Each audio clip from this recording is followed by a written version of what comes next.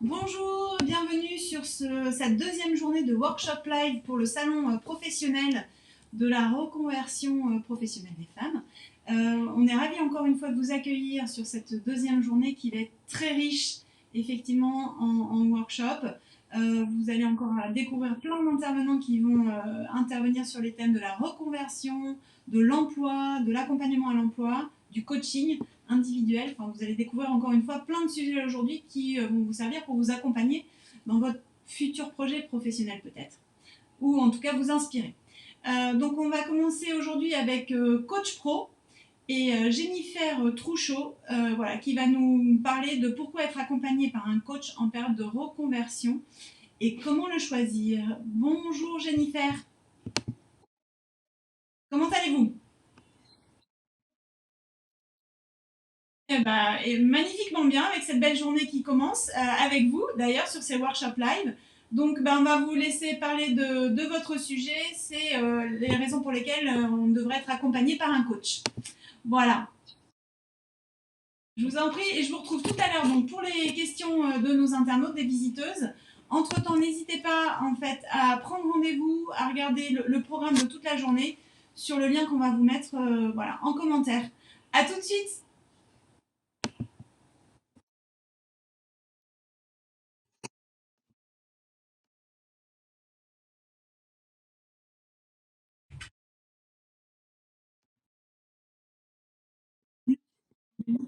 Qui œuvre pour la promotion du coaching professionnel dans le respect de sa déontologie et du développement personnel. Dans le cadre du salon professionnel, j'ai eu envie de vous parler de l'utilité d'être accompagné par un coach professionnel durant son parcours de reconversion.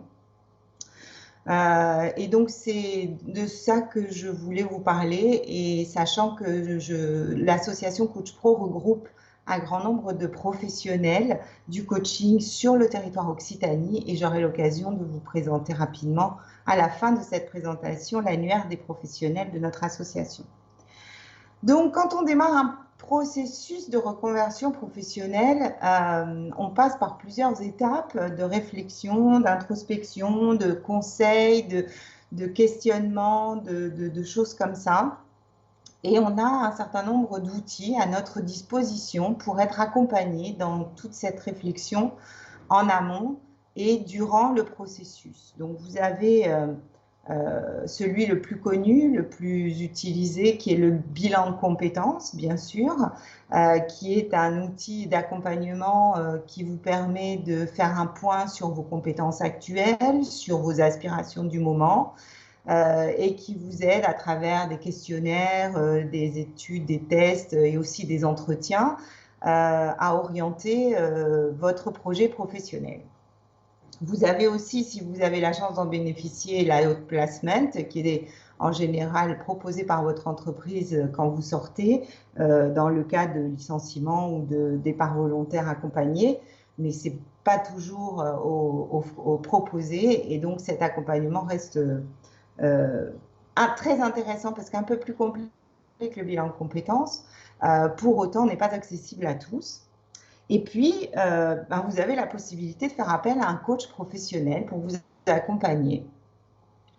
Et l'intérêt du coaching professionnel, c'est que l'accompagnement est beaucoup plus vaste, beaucoup plus sur mesure qu'un bilan professionnel ou un outplacement, puisqu'on va vous accompagner à hauteur de vos besoins sur un nombre de séances définies en fonction d'eux, sur les objectifs que vous souhaitez vous fixer.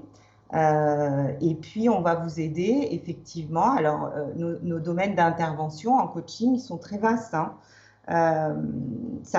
Donc, ça va de l'accompagnement en amont de la reconversion, hein, tout ce qui est accompagnement à l'idéation, à la création de cette nouvelle volonté professionnelle.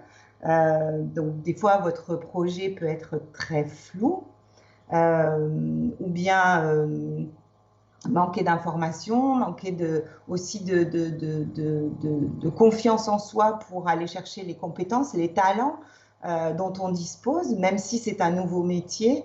on dispose de ce qu'on appelle aujourd'hui, et vous connaissez sûrement les soft skills, qui vont venir nous servir à développer nos compétences pour ce nouveau projet professionnel. Donc le coaching en démarrage, vraiment en amont de démarrage d'un processus de reconversion, peut vous aider effectivement à la fois à clarifier votre projet, peut-être même à trouver votre projet. Donc on a ce qu'on appelle les ateliers d'idéation, et puis à vous conforter dans votre volonté de vous lancer dans ce processus de reconversion. Le coaching peut aussi intervenir au moment du démarrage de ce processus, c'est-à-dire une fois que vous avez votre projet, que vous avez identifié les idées, que c'est posé dans votre tête, et puis il faut vous lancer. Le processus peut être parfois, voilà, on vit à travers ce processus de reconversion des phases de doute, des phases de questionnement, des phases de bon, finalement c'était peut-être pas une bonne idée, je vais laisser tomber, ou bien des phases de je pensais pas que ce serait si difficile, je suis pas sûre d'en être capable, etc., etc. Le coaching peut vous accompagner à tenir bon sur la distance, à persévérer avec vraiment un questionnement miroir sur finalement, c'est quoi vos doutes, c'est quoi vos questionnements, est-ce que vous allez vers la bonne direction? Puisqu'en coaching, on ne vous donne pas de réponse, mais par contre, on a vraiment cette utilité d'effet miroir où vous avez un temps pour réfléchir sur ce qui est en train de se passer, sur ce vers quoi vous allez.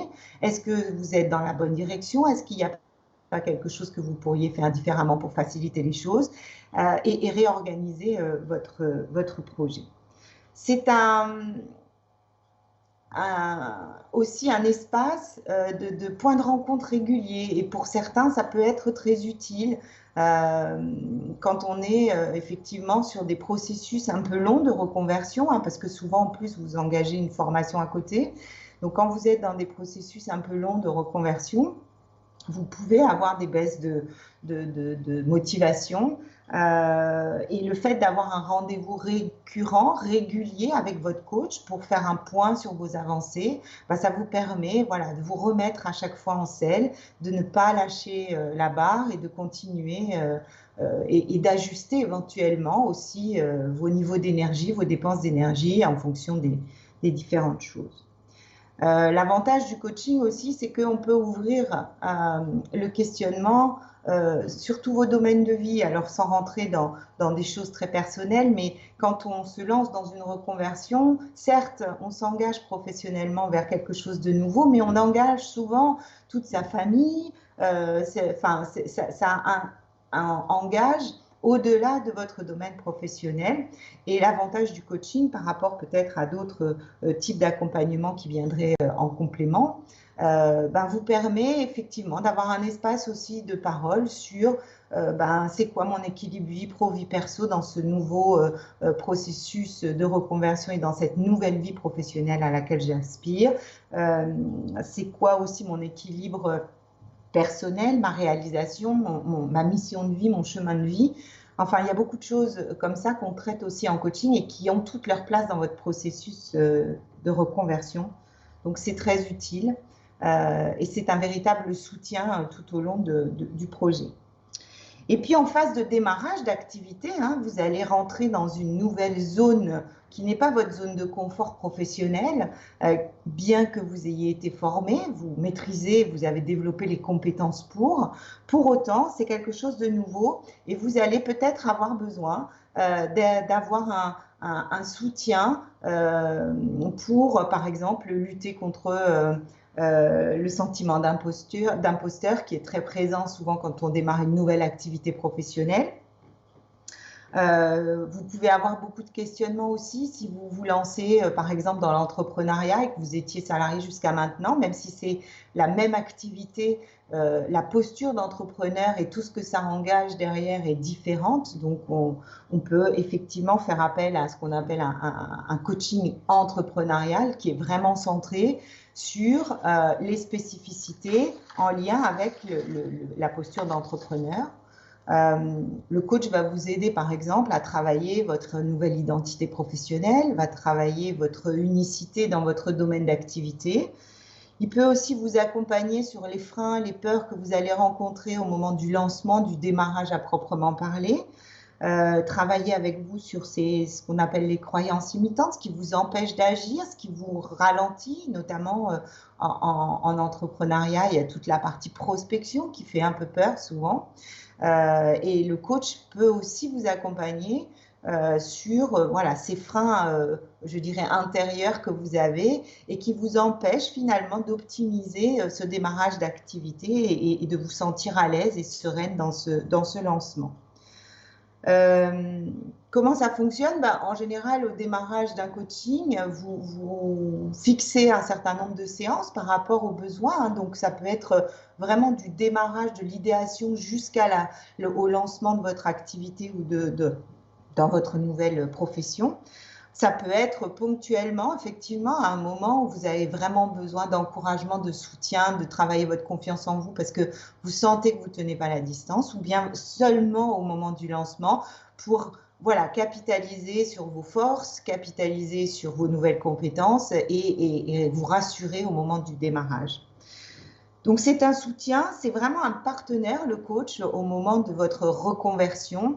À vous, je dirais, d'identifier en fonction de votre besoin, de votre mode de fonctionnement personnel aussi, et de l'ampleur du changement que vous allez aborder, hein, si c'est une reconversion dans un même domaine professionnel ou si c'est vraiment un changement de domaine radical, de trouver le partenaire, voilà, de l'utiliser comme un partenaire aidant au moment clé de ce parcours de reconversion.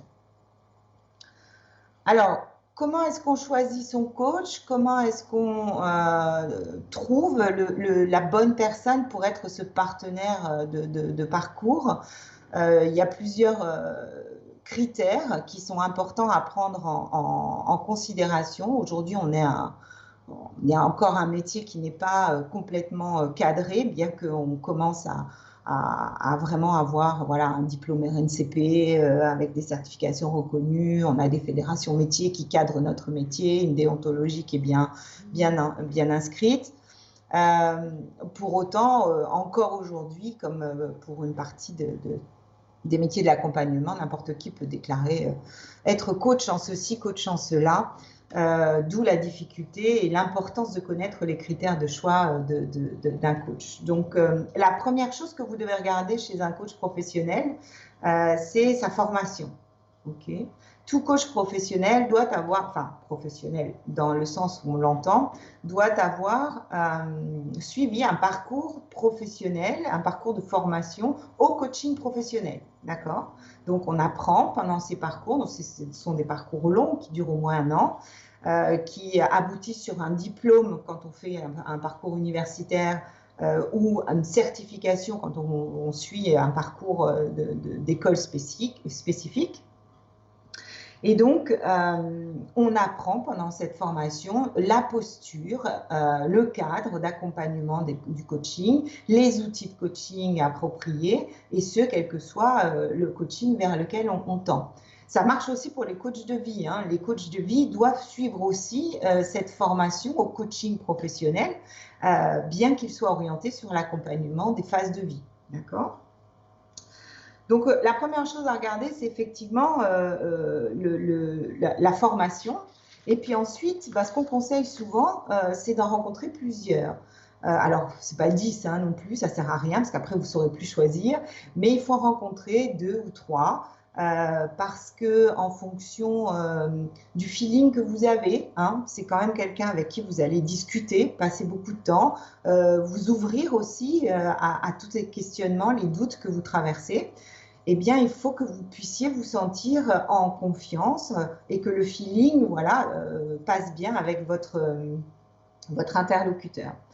Donc, en rencontrer plusieurs, on appelle ça les entretiens préalables. Tous les coachs sont habitués à cet exercice et je vous invite à en rencontrer 2 ou 3 de façon à pouvoir apprécier comment vous vous sentez avec eux et puis peut-être aussi les interroger sur les outils, les approches sur lesquels ils basent leur accompagnement et qu'ils utiliseront peut-être avec vous. Okay. Donc ça, c'est vraiment les 2 choses pour choisir un coach qui sont le préalable. Et après, vous avez une multitude de critères non obligatoires mais vivement conseillés qui sont effectivement le fait d'appartenir à une fédération du coaching. Donc, on a 3 fédérations qui gèrent notre métier. La plupart des coachs professionnels sont adhérents d'une fédération. Ce n'est pas une obligation. C'est un gage de qualité supplémentaire pour, en tout cas, de respect de la déontologie du métier. Les coachs doivent être également supervisés dans leur pratique, donc avoir un lieu où ils analysent leurs propres pratiques, hein, puisque ce sont des personnes ressources pour vous. Elles ont besoin, elles aussi, de se ressourcer, de déposer par ailleurs. Et c'est important, voilà, de lui poser la question, est-ce que vous êtes supervisé ou est-ce que vous avez un espace d'analyse de pratique? Est-ce qu'ils pratiquent régulièrement le coaching? Est-ce que vous avez des coachs professionnels pour qui c'est une micro-activité dans une activité bien plus vaste de consultants, de formateurs, de peu importe, ou même de salariés parfois qui font ça à côté? Donc, ça peut être intéressant aussi d'aller les interroger sur la régularité de leur pratique de coaching. Et puis, s'ils sont engagés dans une formation continue, un processus de formation continue qui peut être très vaste, hein, qui peut aller de la participation à des conférences jusqu'à des formations et des certifications complémentaires au fur et à mesure des avancées.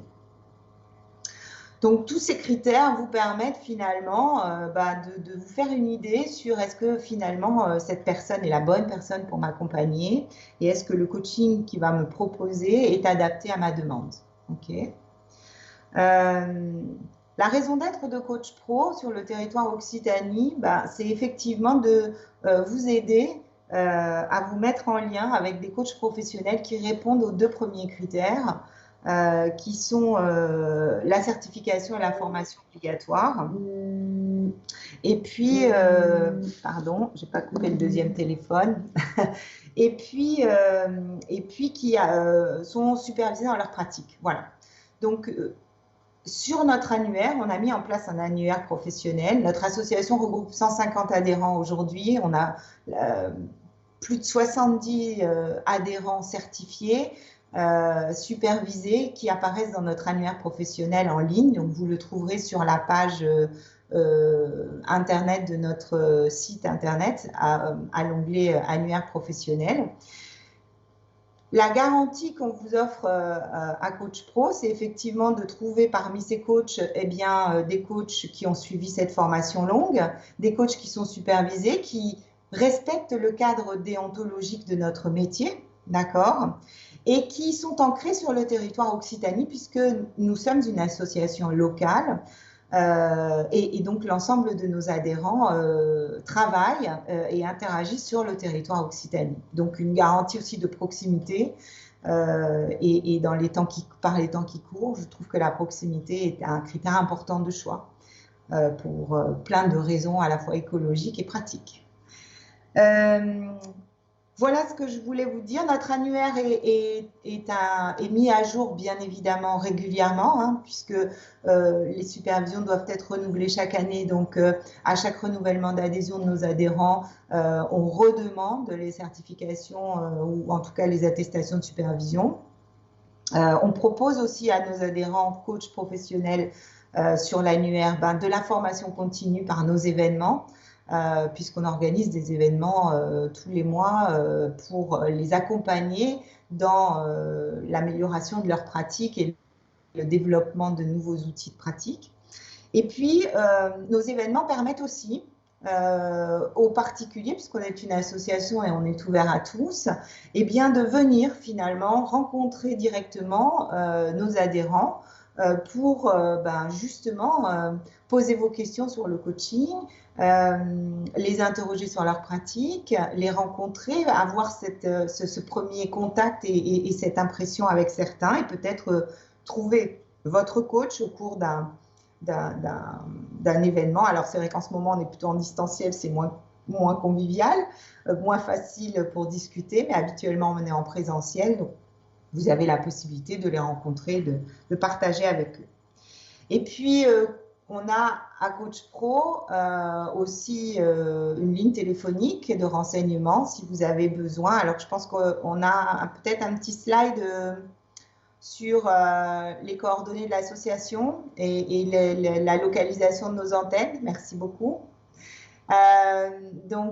Aujourd'hui, on est majoritairement situé à Toulouse, mais nos adhérents sont répartis sur toute l'Occitanie et on est en train de développer des antennes locales. Donc, on a effectivement déjà 2 antennes, une qui est située en Tarn-Aveyron à Albi, et puis une autre qui a ouvert au mois de septembre à Perpignan, et celle de Montpellier est dans les rails pour 2021.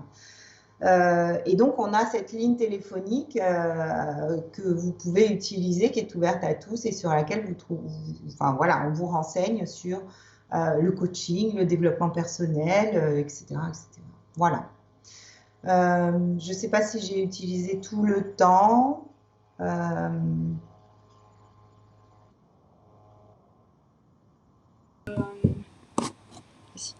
Jennifer, merci beaucoup pour cette présentation, en tout cas, qui était assez claire. Pour le moment, il n'y a pas du tout de questions de nos visiteuses, en tout cas, sur votre association ou comment choisir un coach. Mais on a bien compris, en tout cas, qu'il y a plusieurs critères pour choisir un bon coach, en tout cas celui qui correspond à sa personnalité et son engagement. Donc, en fonction de sa formation, en fonction de voilà, sa pratique, en tout cas, du coaching au quotidien, si lui-même suit des formations régulièrement, etc. Donc moi, ce que j'ai retenu aussi, c'est que pour bien choisir son coach, c'était intéressant d'en rencontrer plusieurs.